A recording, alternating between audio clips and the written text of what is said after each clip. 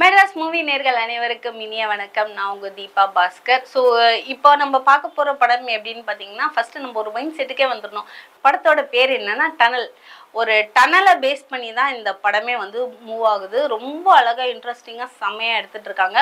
ஒரே நாளில் நடக்கிற விஷயங்களை வந்து அவ்வளோ அழகாக எடுத்திருக்காங்க. அதுக்கப்புறம் 2-3 நாளாக ட்ராவல் ஆகும். பட் அந்த ஒரு சுச்சுவேஷன் பக்காவாக அப்படியே போலீஸ் கூட ட்ராவல் பண்ணுறதுலாம் செம்மையாக இருக்குது. இந்த படத்தில் லீடாக யார் பண்ணியிருக்காங்கன்னா, நம்ம அதர்வா பண்ணியிருக்காரு. முரளியோட பையன் அதர்வா பண்ணியிருக்காரு. ஆக்சுவலாக சமீப காலமாக அவர் செலக்ட் பண்ணுற மூவிஸ் எல்லாமே வந்து பார்த்திங்கன்னா ரொம்ப சூப்பராக அப்படியே ஸ்லோ மோஷன், அவனா இவனா, த்ரில்லர், யார் கண்டுபிடிக்கிறோம், இந்த மாதிரி வந்து சஸ்பென்ஸோடவே பயங்கரமாக எடுத்துகிட்டு போகிற ஸ்டண்ட் எல்லாம் வந்து செம்மையாகவே இருக்குது. ஸோ இது நான் அவர் நேரில் பார்க்கும்போதே சொன்னேன், நீங்கள் செலக்ட் பண்ணுற ஸ்டோரிஸ் எல்லாம் அமேசிங்காக இருக்குது. ஸோ இந்த மாதிரியே செலக்ட் பண்ணியே எடுங்கன்ட்டு. இதுக்கு முன்னாடி 100 படம் எடுத்திருந்தாங்க பார்த்தீங்களா, அதுலேயும் வந்து இவர் ஒரு நார்மல் ஒரு போலீஸாக தான் இருப்பார். அந்த ஃபைண்டிங் பண்ணுறதெல்லாம் வந்து சூப்பராக காமிச்சிருக்காங்க. அந்த மாதிரியே இதில் வந்து ஓப்பனிங் வந்து பார்த்திங்கன்னா, எதிர் வீட்டு பொண்ணு அப்படியே லவ் பண்ணுறது, அந்த மாதிரி விஷயங்கள்லாம் ஒன் சைடாக அப்படியே பார்த்துட்டு ஜன்னலை பார்த்து ஹா அப்படின்னு ஃபீல் பண்ணுறது, இதெல்லாம் சூப்பராக இருக்காங்க. அவரோட ஃப்ரெண்ட்ஸ் எல்லாம் அதில் முக்கியமாக ஒரு சாக்லேட் பாய் இருக்கிற ஹரிச்சந்திரன், அந்த பையன் வந்து என்ன ஆனாலும் பொய்யே பேச மாட்டாப்பில்லையா. ஸோ அந்த பையனும் வந்து செம்ம க்யூட்டாக இருக்காங்க. நல்லா காமெடிக்கெலாம் பஞ்சமே இல்லாத அளவுக்கு அங்கே ஃப்ரெண்ட்ஸ் வர இடம்லாம் நல்லா ஃபன்னாகவே இருக்குதுன்னு சொல்லலாம். ஸோ இந்த மாதிரி இருக்கும்போது எதிர் வீட்டு பொண்ணை வந்து லவ் பண்ணிட்டாங்க. அவங்க வீட்டில் கூப்பிட்டு பேசுகிறாங்க. பேசும்போது நீ என்ன வேலைக்கு போகிற, நீ +2வே இன்னும் முடிக்கல, என் பொண்ணு ஐடியில் ஒர்க் பண்ணுறா, இவ்வளோ சம்பாதிக்கிறா, உன்னை நம்பி நான் எப்படி கல்யாணம் பண்ணி கொடுப்பேன்னு சொல்லி இன்சல்ட் பண்ணி அவங்க அப்பா அனுப்புறாரு. உடனே இவர் அவங்க வீட்டுக்கு வந்துட்டு, அம்மா எனக்கு என்ன சொத்து வச்சிருக்க, நான் வந்து அவ கூட தான் வாழ போகிறேன், என்னை இந்த மாதிரி இன்சல்ட் பண்ணிட்டாங்க அப்படி இப்படின்னு சொன்னோன்னா அவங்க அப்பாவுக்கு வந்து கோவம் வந்துட்டு, நீ வந்து எங்களுக்கு பிள்ளையா பிறந்ததே எதுக்குன்னு தெரியல, என்ன சேர்த்து வச்சிருக்குமா, இங்கே பாரு ஹாஸ்பிட்டல் ரிப்போர்ட்ஸ் எடுத்துகிட்டு வந்து காட்டுவாங்க, உங்கள் அம்மாவுக்கு வந்து ஒரு ஆக்சிடெண்ட்டில் தலையில் இந்த மாதிரி ஆயிடுச்சு, அதனால டெய்லி டேப்லெட் போட்டுட்ருக்காங்க, நான் அந்த காசு பத்துலேருந்து தான் வாலண்டியர் ரிட்டைர்மெண்ட் வாங்குறேன் அப்படி இப்படின்னு சொல்லும் போது, ஓ நம்ம வீட்டில் இவ்வளோ பண கஷ்டம் இருக்கா, இதுக்காக வச்சா நம்ம ஏதாவது பண்ணணும் அப்படின்னு சொல்லி வேலையை தேடி போவார். அவர் பெரிய படிப்பு படிக்கல, +2 தானே படிச்சிருக்காரு. ஸோ அதனால அவருக்கு ஒரு பிசி ஒர்க் கொடுக்கும். அதே சமயத்தில் வந்து ஒரு கதையை வந்து ரினியல் பண்ணுவாங்க. அதாவது போஸ் வெங்கட் வந்து இதில் வந்து ஒரு டீமை வந்து சுட்டுக்கொள்வார். பேங்க்லேருந்து ராபரி பண்ணிட்டுவாங்க, அந்த டீமை சுட்டுக்கொள்வார். சுட்டுக்கொண்டோன்னா அவனுங்களையும் ஒருத்தர் வந்து பழி வாங்குவாங்க. அது யாருன்னு பார்த்தீங்கன்னா, இந்த இடத்துல தான் காட்டுறாங்க, நம்ம அஸ்வின் காட்டுறாங்க.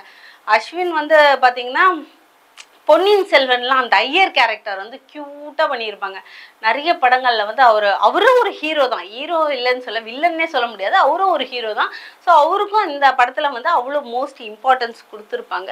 ஸோ அவர் வந்து கொலை பண்ணிடுறாரு. ஸோ போஸ் வெங்கட்டோட பையனுக்கு அந்த போலீஸ் வேலை கிடைக்கும். ஸோ இந்த மாதிரி வந்து ஒரு 6 பேருக்கு வேலை கிடைக்கிது. அவங்க வந்து அந்த ஜாயினிங் லெட்டர் வாங்க போலீஸ் ஸ்டேஷன் வருவாங்க அடுத்த நாள். இவங்க வந்து கொடுக்காம அவங்கள என்ன, போங்கடா போயிட்டு ஒரு ரவுண்ட்ஸ் போயிட்டு வாங்க, அப்புறமா தரோம் அப்படின்னு சொல்லுவாங்க. இந்த ரவுண்ட்ஸ் போகும்போது டனல்லேருந்து ஒருத்தன் ஏஞ்சி வரும்.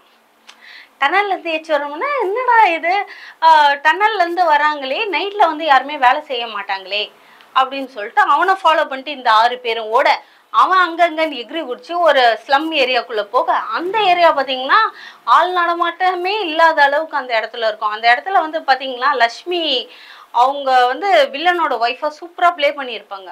ஆக்சுவலாக எனக்கு அந்த அந்த லேடியை வந்து எனக்கு ரொம்ப பிடிக்கும், அந்த கேரக்டர் வந்து எனக்கு ரொம்ப பிடிக்கும்னே சொல்லலாம்.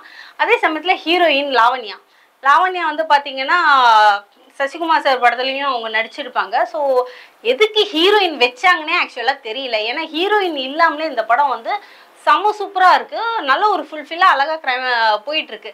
ஆனால் ஏதோ நம்மளுக்குன்னு ஒன்று வேணும், சாப்பாட்டில் உப்பு போட்டால் தான் நல்லா இருக்கும் அப்படின்ற மாதிரி ஹீரோயினை கூப்பிட்டு வந்து வச்சுருக்காங்க போல இருக்குது. ஏன்னா அந்த மாதிரி தான் இருந்துச்சு. ஏன்னா லவ் போர்ஷன்ஸ்லாம் அந்த அளவுக்கு இல்லைனாலும் படம் வந்து எனக்கு ரொம்ப ஃபுல்ஃபில்லாக போயிடுது. ஓகே, இப்போ நம்ம கண்டினியூ பண்ணலாம் அந்த ஸ்டோரிக்குள்ளே.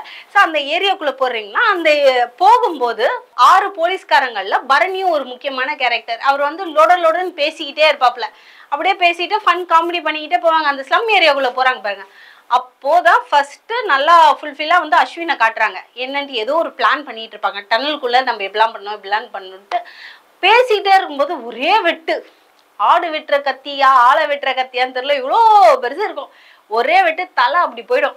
டேய் பேசிகிட்டே இருக்கும்போதே வெட்டுறீங்களான்னு எல்லாருமே தெரிச்சு ஓடுவானுங்க. என்னன்னு பார்த்தீங்கன்னா, இவரு ஒரு ஃப்ளாஷ்பேக் வச்சுருப்பார். அதாவது நாங்களாம் வந்து விவசாயி, நான் வந்து சோல்ஜர், நான் வந்து இந்த மாதிரி சோல்ஜராக இருந்தேன். இந்த பேங்க்கு அந்த எங்கள் ஊரில் வந்து நிலக்கரி தோண்டணும்னு சொல்லி எங்கள் விவசாயத்தெல்லாம் அழிச்சிட்டாங்க. பேங்க்கில் வந்து எங்களை இது பண்ணுறாங்க. அதனால் அட் அ டைமில் சவுத் சைடில் இருக்க எல்லா பேங்க்லேயும் எல்லா பணத்தையும் நகையும் வந்து கொள்ளடிக்கணும். இதுதான் டனல் வழியாக போய் கொள்ளடிக்கணுன்றது தான் அவங்க பிளான். ஆனால் பிளான் எல்லாம் ஓகேங்க, நிஜமாக ஒத்துக்கிற பிளான்லாம் சூப்பர் பிளானு. டனலில் போய் கொள்ளடிக்கணும், எல்லாத்தையும் அட் அ டைமில் பண்ணோம், இதெல்லாம் செம்ம அமேசிங். ஆனால் அந்த டைமில் போலீஸ்காரங்க உங்களுக்கு சப்போர்ட்டாக இல்லைன்னு சொல்லி இப்போ இருக்கிற போலீஸ்காரங்க எல்லாரையும் வந்து கொலை பண்ணுறதுன்றது எந்த வகையில் காரணன்றது எனக்கு தெரியல. அதே சமயத்தில் எல்லா நகையும் பணத்தையும் கொள்ளடிச்சு இவங்க யூஸ் பண்ணுறாங்கன்னு நினச்சேன். அதுவும் இல்லை. சரி, கஷ்டப்படுற விவசாயிங்களுக்கு கொடுத்துட்டு ஏதாவது பண்ணுவாங்கன்னு நினச்சேன். அதுவும் இல்லை. ஒன்றுமே இல்லாதவங்களுக்காச்சும் இந்த நகை பணத்தை கொண்டு போய் கொடுக்கலான்னு பார்த்தா அதுவும் இல்லை. எல்லாத்தையும் அந்த டனலில் போட்டு வச்சுட்டு உள்ள ஃபுல்லாக பாம்பு செட் பண்ணிட்டு எல்லா போலீஸ்காரங்களும் அட் அ டைமில் கொலை பண்ணணுன்றது தான் உங்களோட பிளான். எனக்கு இந்த இடத்துல இது ஒரு கொஸ்டின்னா, அந்த டனல் கான்செப்ட் கொள்ளடிக்கிறது எல்லாமே ஓகே. உங்களுக்கு அவ்வளோ கடன் இருக்கும்போது நீங்கள் ரிவெஞ்ச் எடுக்கிறீங்கன்னா அதை எடுத்துகிட்டு போயிருக்கலாம். பட் சம்மந்தமே இல்லாமல் ஒரு போலீஸ்காரங்க பண்ண தப்பை எல்லா போலீஸ்காரங்களையும் அந்த டனலுக்குள்ளே வச்சு கொலை பண்ணணுன்றது எந்த வகையில் ஒரு நியாயம்ன்றது எனக்கும் நிஜமாக தெரியல. ஆனால் இதில் கொஞ்சம் கொஞ்சம் பார்த்தீங்கன்னா ரியல் ஸ்டோரி நிறைய வந்து இன்செர்ட் பண்ணியிருக்காங்க. அதெல்லாம் வந்து ரொம்ப சூப்பரான விஷயம்தான். பட் ஓவரால் அவங்க போலீஸ்காரங்களாம் தப்பிச்சிருவாங்க. அந்த பணத்தை வந்து அந்த சாக்கடையில் போட்டு அதையும் வேஸ்ட் பண்ணுற விஷயம்லாம் இருக்குல்ல, அதெல்லாம் கொஞ்சம் எனக்கே சாக்ரிஃபைஸ் பண்ணிக்க முடியல. ஓவரால் படம் பார்த்தீங்கன்னா செம்ம இன்ட்ரெஸ்டிங்காக இருக்குது, ரொம்ப சூப்பராக இருக்குது. மியூசிக் எல்லாமே செம்ம அல்டிமேட். ஸோ மறக்காமல் இந்த படத்தை தேட்டரில் போய் என்ஜாய் பண்ணுங்கள். அப்போ தான் வந்து நம்மளுக்கு அந்த க்ரைம் ஃபீலே வந்து ஃபுல்ஃபில்லாக இருக்குன்னே சொல்லலாம். அதர்வாக்கு இந்த படம் பெரிய ஒரு பிளாக் பஸ்டராக இருக்கும். அஸ்வின் வந்து பார்த்தீங்கன்னா இனிமேல் வந்து ஹீரோவாக வலம் வருவாரான்னு தெரியல.